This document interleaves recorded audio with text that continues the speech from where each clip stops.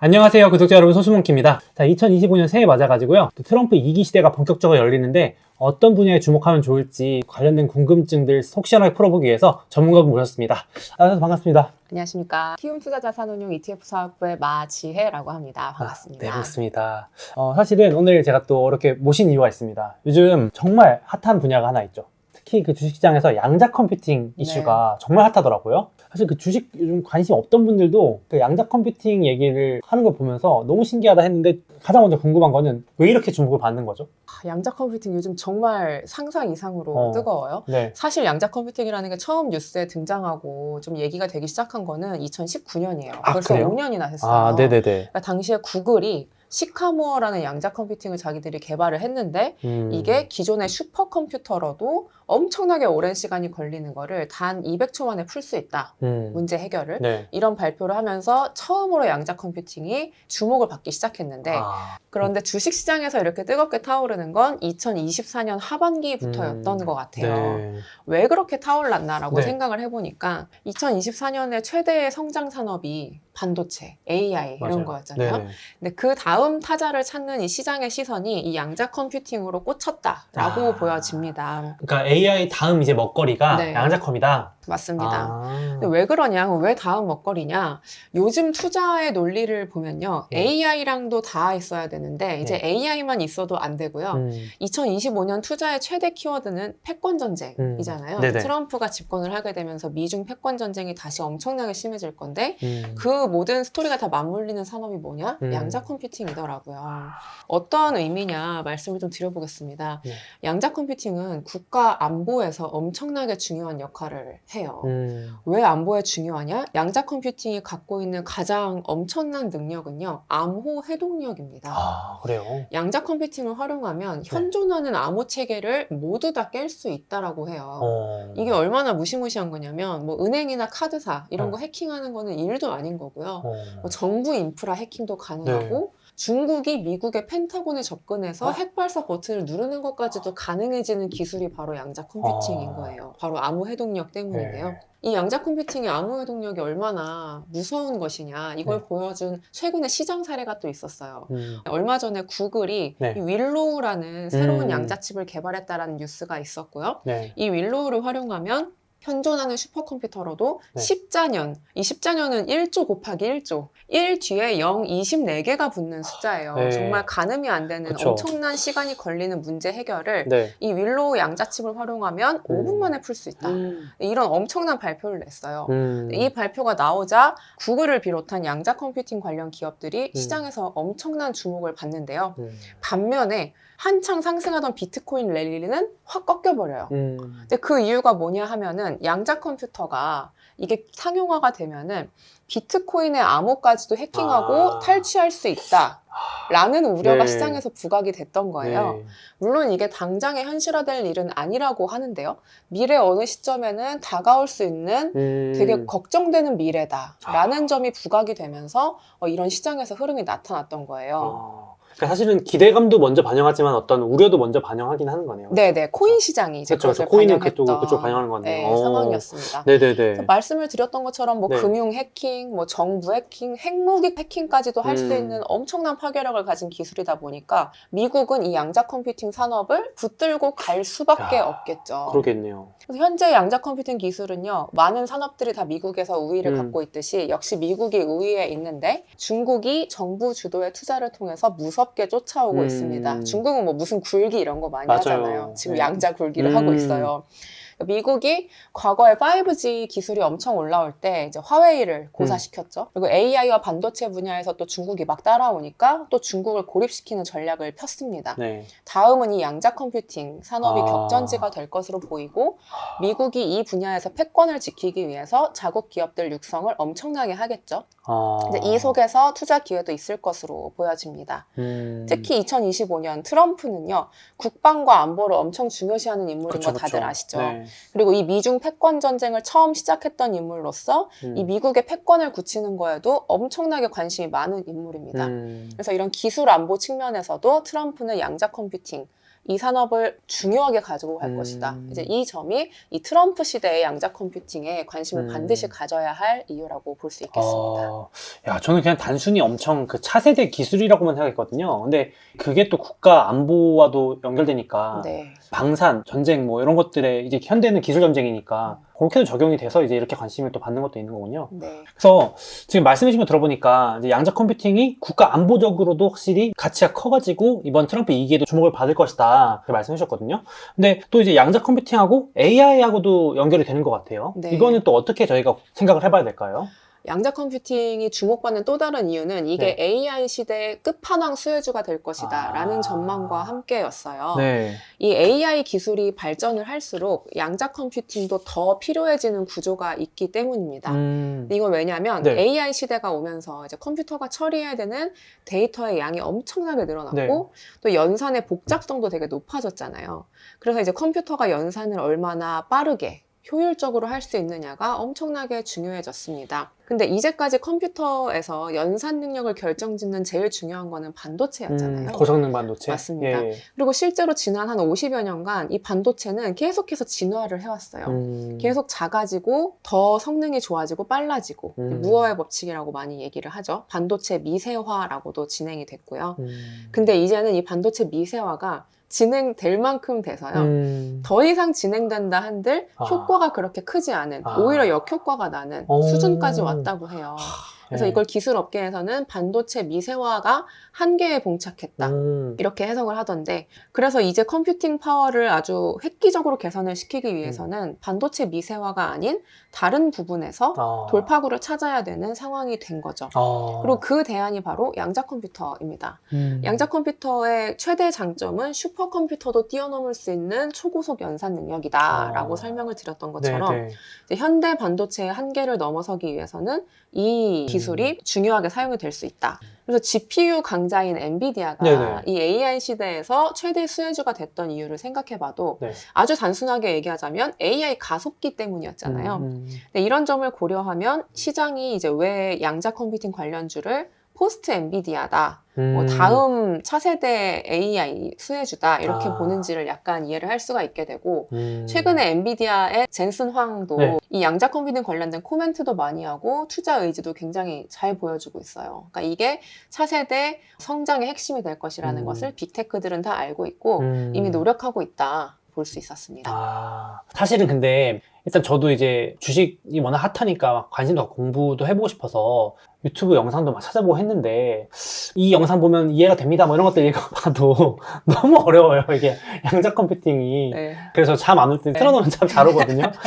댓글 봐도 다들 이해를 못했다는 반응인데 어떻게 다들 이렇게 이해를 잘 하시는 건지 궁금하긴 한데, 그래도 오늘 또 전문가시니까 어떻게 좀 우리 투자자 입장에서 핵심적으로 뭘 이해하면 될까요? 설명 부탁드리겠습니다. 우선은 양자 컴퓨팅 공부할 때 대전제는요, 이거는 아인슈타인도 어려워한 일이다. 리차드 파인먼도 어려워했고 닐스 보어도 어려워했다. 그러니까 내가 어려운 건 당연한 것이다 라는 대전제를 가지고 시작하셨으면 좋겠어요. 일단 저도 문과 출신이거든요. 문과 출신이 최대한 간단하게 직관적으로 정리해본 내용으로 공유를 드리겠습니다. 양자 컴퓨터는요, 양자 역학이라는 것을 응용한 컴퓨터입니다. 장점은 앞서 말씀드린 것처럼 초고속 연산이고요. 일단 이것까지는 받아들이고 가야 돼요. 그럼 이 초고속 연산이 어떻게 가능하냐? 양자의 특성을 활용하니까 가능하더라라는 것입니다. 그러면 양자의 특성은 뭐고 양자는 도대체 뭐냐를 이제 봐야 되잖아요. 양자, 퀀텀인데요. 양자는 뭐냐? 더 이상 작게 나눌 수 없는 에너지의 최소 단위를 가진 입자다. 그래서 우리 과학 시간에 배웠던 뭐 분자, 원자, 원자, 핵, 전자 이런 거 있죠. 그 중에서 원자와 원자, 핵, 전자, 광자 이런 애들이 가장 작은 입자, 양자에 해당을 한다고 합니다. 그리고 양자의 역학은 뭐냐? 양자의 움직임의 원리를 설명하는 물리학이다. 이렇게 보시면 돼요. 그리고 이것을 활용하는 게 양자 컴퓨터다. 이렇게 되는데요. 그럼 그 양자의 원리가 뭐길래 양자 컴퓨팅은 그렇게 초고속 연산을 할 수 있는 거야? 양자의 원리가 도대체 뭔데? 이쪽으로 들어가 봐야 되는데요. 어려운 단어가 나옵니다. 중첩과 얽힘. 그림을 보시면요. 네. 표를 먼저 볼게요. 중첩은요. 말 그대로 겹쳐 있는 건데 0 또는 1의 상태를 동시에 갖는 어떠한 것을 이야기해요. 근데 이게 고전 물리학에서는 사실 이해가 안 되는 개념이거든요. 고전 물리학에서는 0 아니면 1이지 0인 동시에 1인 거는 이상하잖아요. 그렇죠. 근데 양자역학에서는 0인 동시에 1일 수 있고 고양이가 살아있는 동시에 죽어있을 수 있습니다. 이게 슈레딩거의 고양이 뭐 그쵸, 이렇게 그쵸. 얘기되는 그 사례예요. 그러니까 여기서부터 어려워지는 것 같아요. 어려워져요. 우리가 딱 아는 개념까지는 그래 뭐 컴퓨터 잘 모르지만 0 또는 1로 뭔가 코딩을 해가지고 네. 모든 게 다 이루어져. 네. 너무 간단하잖아요. 컴퓨터는 다 0과 1로 이루어져 있다는데 갑자기 0도 되고 1도 된다 이런 거잖아요. 네, 근데 맞아. 여기서부터가 조금 어려워지긴 하는 것 같은데 이제 이해가 잘 안 네, 되는 네, 네, 네. 분야로 네, 돌아오는 생소하죠. 건데 네, 네. 또 이해 안 되는 게 있어요. 네. 양자의 얽힘이라는 원리예요. 이 네. 얽힘이라는 건 두 네. 가지 입자가 서로 강하게 얽혀 있어가지고요. 한 입자의 상태가 결정이 되면 다른 입자의 상태도 즉시 결정이 된다는 거예요. 근데 네. 이게 왜 희한한 거냐면 네. 이 물리 세계에서는 그 어떤 것도 빛의 속도보다 빨리 갈 수 없잖아요. 네. 즉 어떠한 시차가 있기 마련이거든요. 근데 이거는 시차 같은 게 없는 거예요. 뭐 하나가 결정되면 그 즉시 다른 게 변화한다. 동시에. 동시에. 예, 예, 예. 이것도 좀 희한한 개념이거든요. 근데 이 중첩과 그 얽힘이라는 개념을 컴퓨터에 적용을 하면 정말 재밌는 일이 벌어집니다. 네. 그래서 기존 컴퓨터랑 양자 컴퓨터가 어떻게 다르냐 그림으로 그려보았어요. 네네네. 우선요, 양자 컴퓨터도 컴퓨터이기 때문에 네. 이진법 0과 1로 연산을 한다는 것은 똑같아요. 네. 양자컴도 0 아니면 1로 연산합니다. 네. 근데 중요한 거는 연산의 기본 단위가 달라요. 기본 컴퓨터는요, 우리 학교 다닐 때 배웠어요. 비트. 네. 1비트가 기본적인 맞아요, 연산 맞아요. 단위고요. 네. 양자 컴퓨터의 연산 단위는 새로운데 1큐비트입니다. 비트에다가 Q를 붙인 거예요. 퀀텀의 Q. 근데 이 큐비트의 특성은요, 희한하게 0과 1의 상태를 동시에 가질 수가 있어요. 근데 비트는 0 아니면 1 그쵸. 중에 하나밖에 무조건. 못 갖거든요. 네, 네. 이게 결정적인 차이입니다. 오케이. 그래서 4비트를 표현할 때요, 이렇게 네. 비트 4개가 있잖아요. 네. 4비트가 가질 수 있는 경우의 수는 총 16가지가 나오게 되잖아요. 그쵸. 0000부터 1111까지 그쵸. 16개가 가능해지는데 네. 비트는 둘 중에 하나만 가질 수 있기 때문에 저 16가지를 표현하려면 일일이 다 노가다로 0000부터 0001, 0010, 16가지를 다 일일이 표현해줘야 됩니다. 근데 4큐비트는 너무 놀라운 것이 0인 동시에 1인 값을 동시에 나타낼 수 있기 때문에 그냥 큐비트 4개만 저렇게 나열해 놓잖아요. 저거 자체로도 16가지 경우의 수를 한 번에 동시에 표현을 할 수가 있습니다. 그 의미가 담겨 있다 이거죠? 네, 맞아요. 기존 컴퓨터는 어쨌든 표현하려면 네 자릿수면 0000부터 0001, 1000 해서 111까지 하려면 예. 16번에 어쨌든 표현을 해야 되는데 맞아요. 그래야 컴퓨터가 인식을 할 거 아니에요. 그렇죠? 근데 얘는 0과 1이 동시에 되니까 네. 그냥 그 자릿수에 있으면 알아서 니네가 해석해 약간 이런 맞아요, 느낌으로 맞아요. 이제 되니까 예. 더 빨라진다는 그런 의미인가요? 맞습니다. 어허. 그 표현이 이제 표현도 되지만 연산도 돼요. 16가지를 표현해놓고 컴퓨터가 그걸 연산하려면 16번을 돌아가야 그렇죠. 되는 그렇죠. 거거든요. 네. 근데 큐비트는요, 한 번만 돌아가면 되는 거예요. 그러니까 이게 결정적인 차이를 불러옵니다. 이렇기 때문에 연산 속도가 빨라지는 거고 전력 소모도 덜하게 됩니다. 전력 소모도 덜하구나. 네, 왜냐면 이거 돌리는 거 다 전기니까. 그렇죠. 그래서 이 양자 컴퓨팅의 엄청난 속도는 일단 이런 원리 때문에 가능하다. 그래서 양자 컴퓨팅은 모든 문제를 푸는 데 있어서 다 빠르다고는 아직 할 수 없어요. 근데 적어도 어떤 특정한 문제를 푸는 데 있어서는 슈퍼컴퓨터도 능가하는 압도적인 연산 속도를 갖는다. 이게 지금 양자 컴퓨팅의 핵심이 되겠습니다. 그럼 양자 컴퓨터와 양자 컴퓨팅이라는 용어를 같이 쓰고 있는데 저희가 양자 컴퓨터라는 것은 그 양자 칩이나 아니면 양자 컴퓨터 그 외형을 가진 하드웨어적인 성격을 좀 나타낸다고 보시면 되겠고 양자 컴퓨팅이라는 거는 하드웨어와 소프트웨어를 모두 포함하는 좀 더 포괄적인 개념이다. 그래서 뭐 양자 알고리즘, 뭐 소프트웨어, 플랫폼 다 포함하는 개념이 양자 컴퓨팅이다.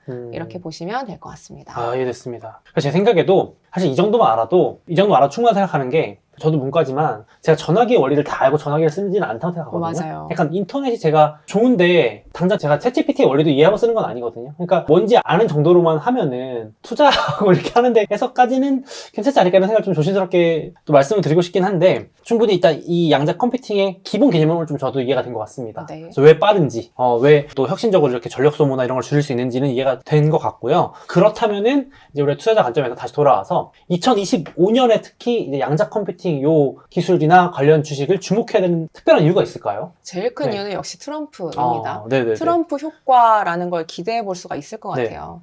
일단 양자 기술은 앞서 말씀하셨던 것처럼 이제 전쟁은 기술 전쟁이기 때문에 이 기술 산업에서의 주도권을 가진 나라가 이기게 되는 것이거든요. 패권 전쟁에서.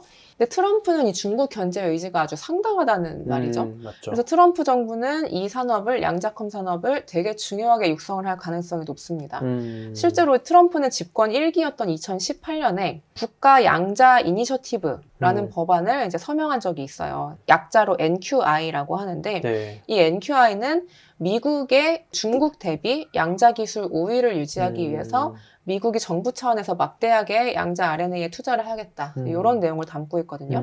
24년 말인 현재에도 미국 정부가 이 NQI를 재승인하는 작업을 추진하고 있다고 합니다. 그러니까 트럼프 시대에 이 양자 컴퓨팅 산업에 어떤 식으로도 힘이 실릴 어떤 움직임이 지금부터 그러네요. 있다고 볼 수 있고요. 네. 그리고 바이든 정부 때 통과된 거긴 하지만 1월 2일부터 미국에서 어떤 내용의 행정명령이 시행이 되냐면 반도체와 AI 그리고 양자 컴퓨팅 이 세 가지 산업에서 미국 자본이 중국에 투자를 하지 못하게 하는 내용의 행정명령 최종 규칙이 시행이 됩니다. 시행되는구나. 네. 근데 여기 양자컴도 들어가는군요. 그게 진짜 포인트인 것 같아요. AI와 인공지능과 마찬가지로 이 양자 컴퓨팅이 격전 기술 산업이다라는 것을 미국 정부가 인식하고 있다는 그러네요. 점. 이거 찍어준 거네요, 대놓고. 네, 이거 맞습니다. 중요한 분야다. 네. 이것도 바이든 행정부에 이거 포함됐군요. 전 트럼프에서만 이렇게 미는 거라 생각했는데 그건 아니구나. 그러니까 이게 미국의 과업이기 때문인 것 같아요. 중국에 대항해서 미국이 이겨야 되는 이 분야가 사실 뭐 민주당이 집권했어도 이 분야는 무조건 힘이 실렸을 거거든요. 근데 다만 트럼프가 이제 애당초에 패권 전쟁을 시작했던 장본인으로서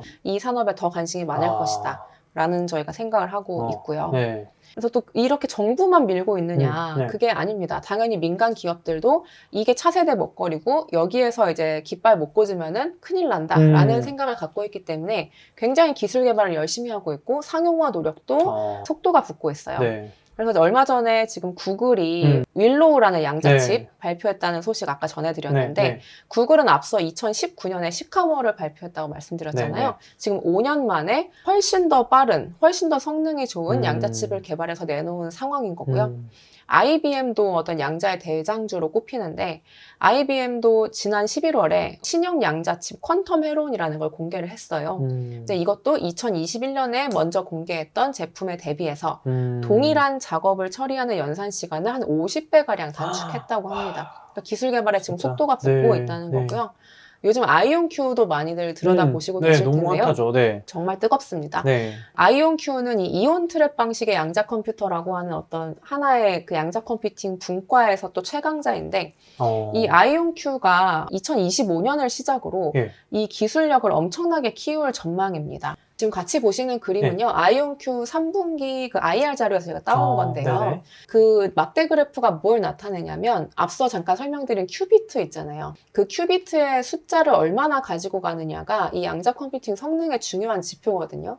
이게 지금 큐비트의 수인데 지난 2022년부터 24년까지는 약간 밑에 있죠. 22개, 29개, 35개인데 25년에 64개로 확 뛰고요. 이때를 시작으로 해서 지수함수꼴로 이렇게 올라가는 걸 보실 수가 있어요.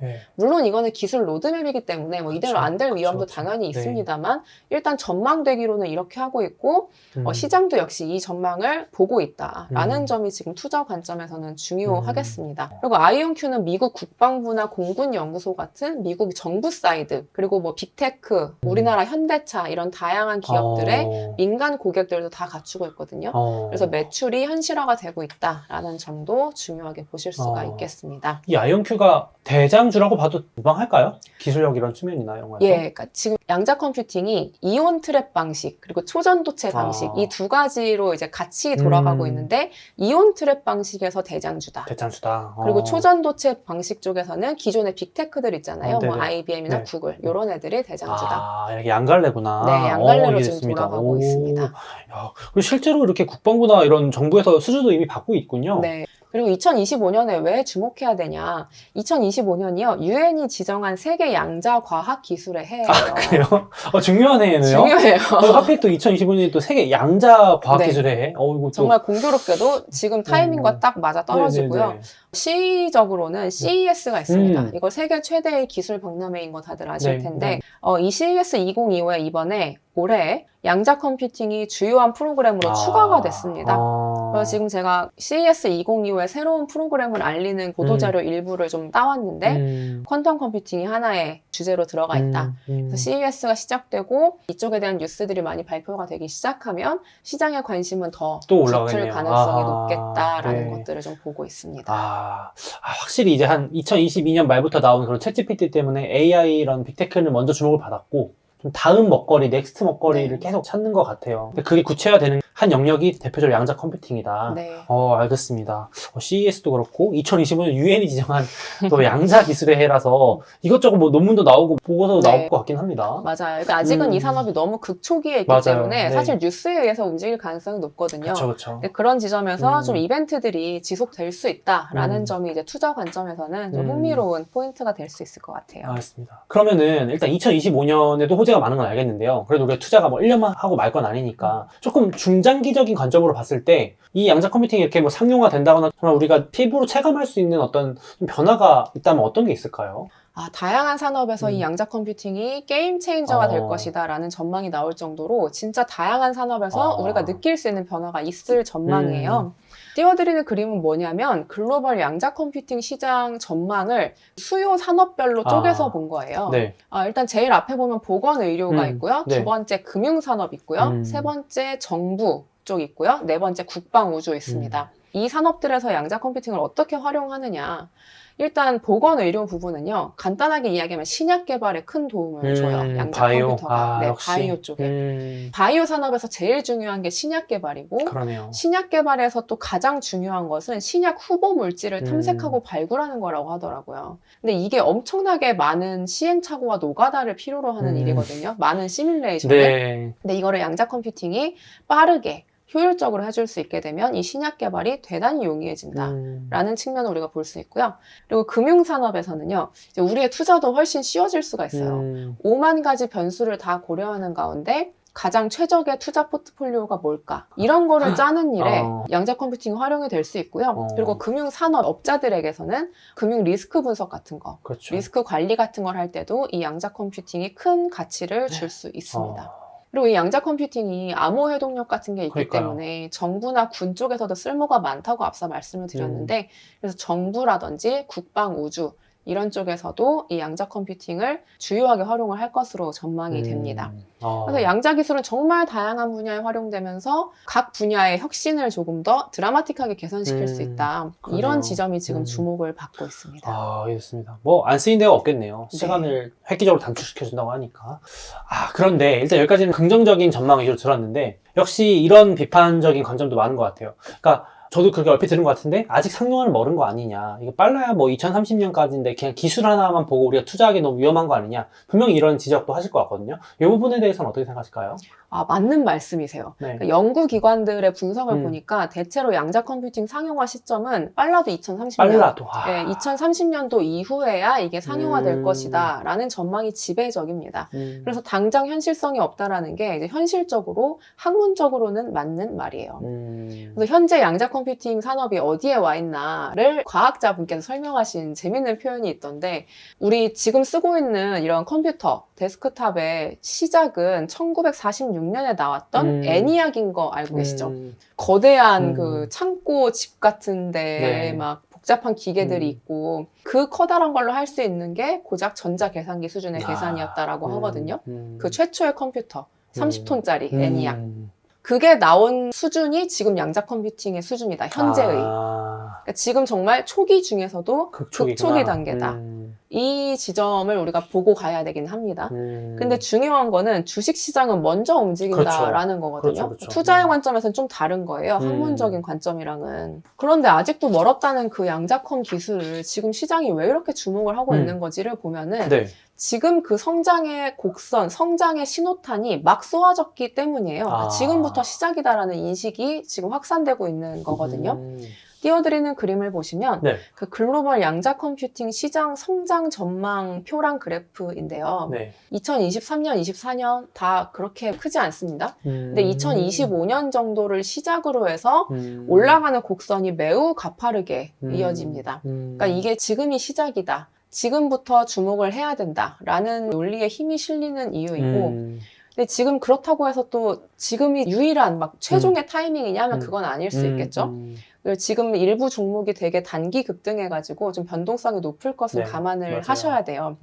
근데 다만 산업의 성장성이 지금 막대하고 또 투자 관점에서는 아, 지금 너무 오른 거 아니야? 이렇게 하면서 그냥 놓고 있으면은 또 올라탈 타이밍을 영영 놓쳐버리기도 맞아요. 쉽거든요. 맞아요. 네. 그래서 지금 단계에서는 조심스럽게 관심을 가져보시되 너무 많이 오른 일부 주식들에 몰빵을 하는 것은 좀 부담스러우실 수가 있고 이 산업을 하고 있는 주요한 플레이어들에 내가 좀 자산을 깔아두고 분산 투자를 해놓고 시장 전반이 상승하는 것을 좀 기다리는 그쵸. 네, 그런 전략이 좀 유효할 것으로 보고 있습니다. 그쵸. 누가 승자가 될지 확실하지 않은 상황이고 네. 섣불리 베팅했다가 좀 위험할 수 있으니까 전반적인 시장이 성장하는 건 사실상 거의 확실하니까 네. 그렇게 이제 또 시장의 성장이 올라타는 방법도 괜찮겠네요. 그러면은 이 산업의 대표적인 플레이어를 그래도 좀 알고 싶긴 하거든요. 그래서 대표적으로 어떤 주식들이 계속 공부를 좀 해보면 좋을까요? 양자 컴퓨팅 관련된 기업들은 크게 네. 두 갈래로 대별이 된다라고 앞서 잠깐 말씀드렸어요. 네네네. 한쪽은요, 양자 기술에 특화된 스타트업입니다. 기술력. 네. 그래서 중소형주, 시가총액 기준으로 좀 중소형주예요. 대표적인 게 아이온큐, 요즘 또 핫한 리게티 컴퓨팅, 디웨이브 이런 기업들이 이 스타트업 축에 들고요. 또 하나는 미국 빅테크입니다. 우리가 이미 다 너무 잘 알고 있는 IBM, 구글, 마이크로소프트, 아마존, 엔비디아 같은 기업들이 다 양자를 하고 있습니다. 네, 그럼 양자 컴퓨팅 밸류체인은 어떻게 구성이 되어 있냐? 우리 AI 밸류체인 공부할 때를 떠올리시면 이제 쉽습니다. 네. 그림을 보시면요. 네네. 거의 모든 기술 산업이 이런 식으로 구성되어 있는 것 같아요. 일단 하드웨어가 네. 있고요. 소프트웨어가 있고 그걸 이제 이용자에게 전달하기 위한 서비스가 있습니다. 양자 컴퓨팅도 역시 이런 밸류체인을 가지고 있고 우리가 앞서 말씀드린 그런 기업들이 다 이 밸류체인 각각에서 역할을 하고 있다라고 보시면 됩니다. 그럼 밸류체인별로 어떤 기업들이 들어가 있나가 또 궁금하잖아요. 네. 이제 그걸 나타낸 그림을 준비했습니다. 네, 이거 요리라는 연구기관이 발표한 자료에 있던 건데요.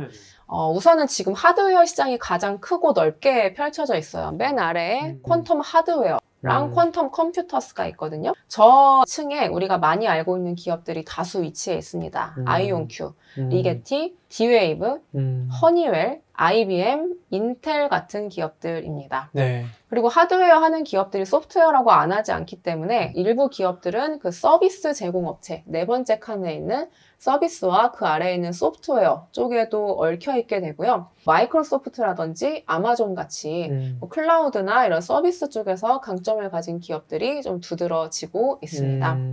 그래서 이런 기업들을 중심으로 양자 컴퓨팅에 접근을 하시면 일단 산업 성장의 수혜를 좀 기대할 수 있겠다라는 생각이 듭니다.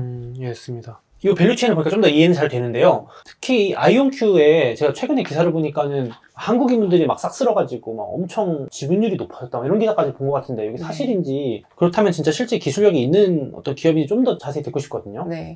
아이온큐가 지난 12월 27일 기준으로 시가총액이 98억 달러 정도 되더라고요. 100억에 조금 안 되는 수준입니다. 네. 그런데 국내 투자자의 아이온큐 주식 보관 금액을 보니까 32억 달러 정도예요. 그래서 시가총액 대비 국내 투자자의 보유 지분 비중을 보면 32%가 나오더라고요. 와. 상당히 많은 양을 가지고 있습니다. 와, 이게 약 100억 달러면 12, 3, 4조 네. 되니까 3분의 1이면 거의 최소 3, 4조 이상이잖아요. 네.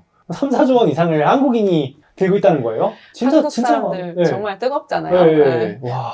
양자 컴퓨터 산업에 대한 국내 투자자들의 관심이 그만큼 뜨겁구나 하는 걸 좀 네. 알 수가 있었는데 네. 근데 그럼 아이온큐가 도대체 뭐간데? 기술은 실제로 있는 거냐? 그러니까요. 이제 네. 이게 궁금해질 텐데요. 네.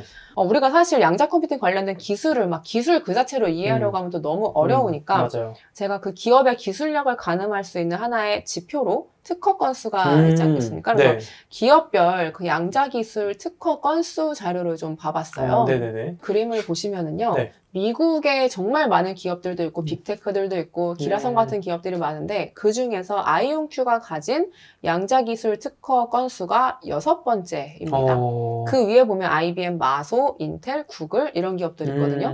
아이온큐가 아직은 중소 스타트업이라고 말씀을 드렸는데 그런 기업치고는 기술력이 상당하다. 그러니까 이 아이온큐는 애당초에 양자에 특화돼서 만들어진 기업이거든요. 그러니까 다른 기업들이 다른 것도 하면서 양자도 그러니까요. 해 이런 거라면 아이온큐는 완전 양자에 특화된 기업이기 때문에 그만큼 스페셜티를 갖고 있다. 이런 점을 저희가 좀 볼 수 있을 것 같아요. 특허 보니까 딱 선두 기업들 좀 보이네요. IBM, 네. 마이크로소프트, 인텔, 구글, D-Wave 아까 말씀해 주신 거, 아이온큐, 리게티. 여기 그래서 요즘에 가장 이 3사가 좀 중성 중에 핫하고 맞습니다. 신기하게 여기 미국 방산 기업 노스룩 그루먼도 있고 아까 금융도 말씀해 주셨는데 웰스파고 같은 미국 은행 뭐 이런 것들. 네. 알겠습니다. 그래서 아이온큐가 지금 시가총액이 100억 달러 정도에 해당을 하는데 국내 주식 기준으로 좀 크지만 네. 미국 증시에 비춰보면은 작은 규모다라는 맞아요. 점을 보셔야 돼요. 그래서 높은 변동성은 좀 예상이 된다. 이 점을 아셔야 될 텐데 그럼에도 불구하고 기술력 그리고 시장 주도력, 향후 성장 잠재력 이런 면에서는 아이온큐는 주목이 되는 종목이긴 하다. 그래서 계속해서 보실 필요는 있겠다. 이 정도로 말씀드릴 수 있을 것 같습니다. 알겠습니다. 그래서 지금까지 좀 아이온큐를 비롯해서 양자 컴퓨팅 주요 플레이어들 소개해 주셨거든요. 코세프 미국 양자 컴퓨팅 ETF, ETF 소개해 주시고 내용도 같이 알려주면 좋겠습니다. 네. 이 코세프 미국 양자 컴퓨팅 ETF는 미국에 본사를 두고 미국 시장에 상장되어 있는 기업들 중에서 양자 컴퓨팅 관련된 키워드랑 관련성이 높은 종목 20개만 편입하는 상품입니다. 근데 그렇다면 양자 컴퓨팅 관련된 그 키워드가 뭐냐가 또 궁금하실 것 같아서 저희 기초지수를 어떻게 만드는지 표로 간단하게 설명을 드리겠습니다.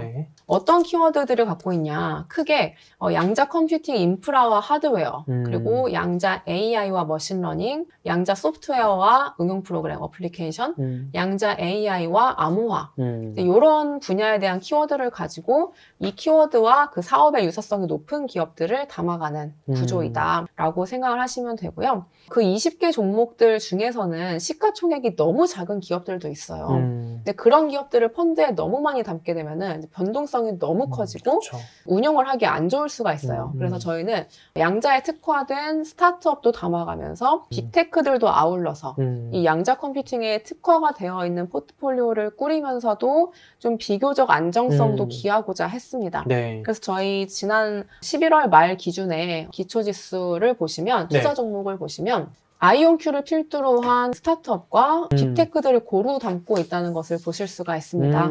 투자 비중이 높은 10개의 기업을 보면 아이온큐, 마벨 테크놀로지, 허니웰, 엔비디아, IBM 이런 기업들이 5위에 있고요.